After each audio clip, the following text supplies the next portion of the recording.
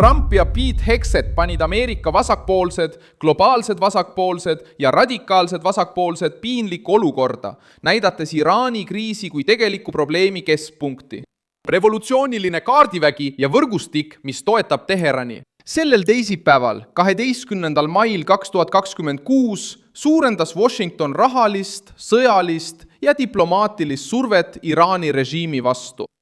Samal ajal kui vasakpoolsed ringkonnad püüdsid muuta Ameerika Ühendriikide reaktsiooni poliitiliseks skandaaliks. Ameerika vasakpoolsed ründasid Trumpi otsuseid raevukalt, kuni need hakkasid praktikas näitama tulemusi ülemaailmse stabiilsuse jaoks.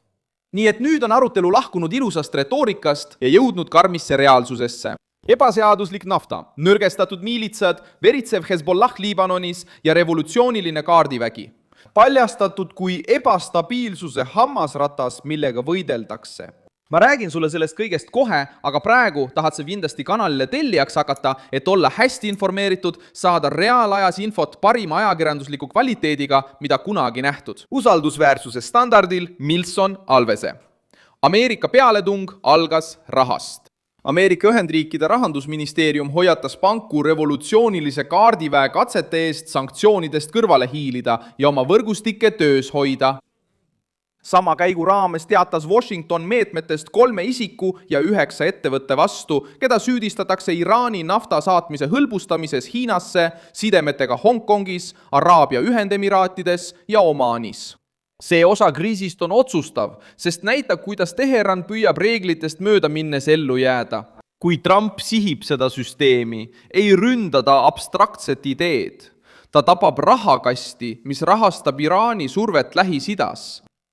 Hegseth astus sellesse kriisi, kaitstes Ameerika Ühendriikide sõjalise jõu taastamist ja käsuahela kaitset. Vasakpoolsed püüdsid kasutada arutelu laskemoona ja eelarve üle, et väita, et Washington on eksinud, kuid uudised ise näitavad, et sõda kulutas kalleid relvi ja tekitas vaidluse varude täiendamise üle. Valitsus hakkas toetama $1,5 triljoni suurust eelarvet, et taastada jõudu, kiirendada tootmist ja takistada Iraanil, Hiinal ja Venemaal tõlgendada igasugust viivitust nõrkusena. Hegsethi sõnul ei saa nii suurele kriisile vastu astuda väsinud arsenali, aeglase tööstuse ja parteilise vaidluse keskele jäetud vägedega. Ameerika vasakpoolsed püüdsid olukorda muuta Mark Kelly juhtumit kasutades, kuid sattusid lõpuks vastuolusse. Samas kui Hegsethi süüdistati tagakiusamises, välditi kõige tundlikuma teema käsitlemist. Poliitikud hakkasid kriisi ajal otse sõjaväelastega suhtlema. See oli reaktsioon katsele muuta sõjaväeline distsipliin poliitiliseks platvormiks. Just siis, kui revolutsiooniline kaardivägi ähvardas mereteid, liikusid Iraani liitlased Liibanonis ja Iraani rahastamisvõrgustikud sattusid Ameerika Ühendriikide tähelepanu alla. Liibanonis on Hezbollah saanud kõige selgemaks tõendiks, et Teherani toetajad maksavad juba kõrget hinda. Reutersi andmetel astus rühmitus Iraani poolel sõtta 2. märtsil, mis tõi kaasa tugeva sõjalise ja poliitilise kurnatuse. Reportaaž toob esile suuri kaotusi, 100 000 inimeste ümberasumist, nende sotsiaalsest baasist ning kasvavat survet Liibanonis endas. Hezbollah, mis asutati revolutsioonilise kaardiväe toetusel 1982. Aastal püüdis sõda kasutada oma jõu taastamiseks, kuid lõpuks näitas see, kui kõrge on hind, kui ollakse Teherani regionaalne käepikendus. Trumpi ja Hegsethi jaoks. See kurnatus tõestab, et surve Iraani vastu peab jõudma ka tema välisliitlasteni. Iraagist tuli selle kohta märk teisel viisil. Reuters näitas, et paljud Iraani toetatud relvarühmitused ei olnud valmis avalikult sõtta astuma, hoolimata sellest, et Teheran oli aastakümneid ja miljardeid dollareid nendesse gruppidesse investeerinud. Reportaaž toob välja, et võrgustikud on nõrgenenud juhtkonna kaotuste, katkestatud varustusteede, Süüria kui turvalise baasi kaotamise ning komandöride tõttu, kes on rohkem huvitatud poliitilisest võimust ja kohalikest ärihuvidest. See fakt muudab kriisi tajumist. Iraan ähvardab endiselt, kuid tema võrgustik kaalub enne tegutsemist juba kulusid. Kui liitlased hakkavad kõhklema, kaotab Teherani absoluutse jõu kuvand oma toetuse.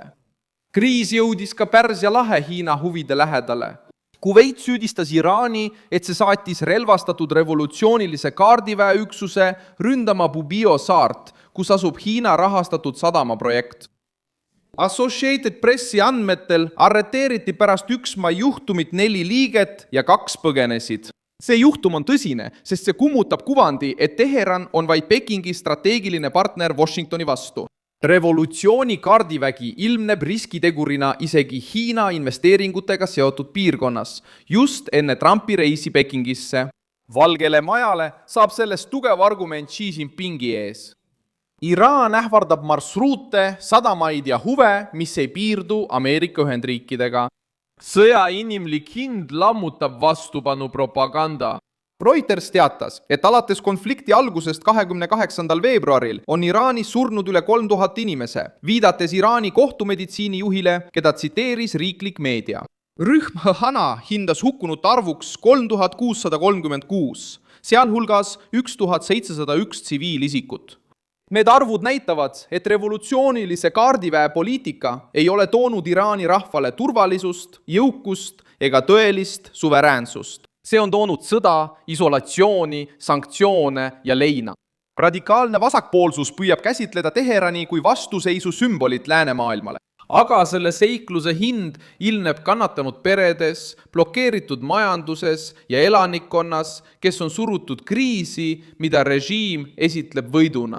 Iraani enda ajalugu näitab selle režiimi romantiseerimise ohtu. 1979 aastal püüdis osa läänest näha Iraani revolutsiooni vaid kui rahva reaktsiooni välismõjule.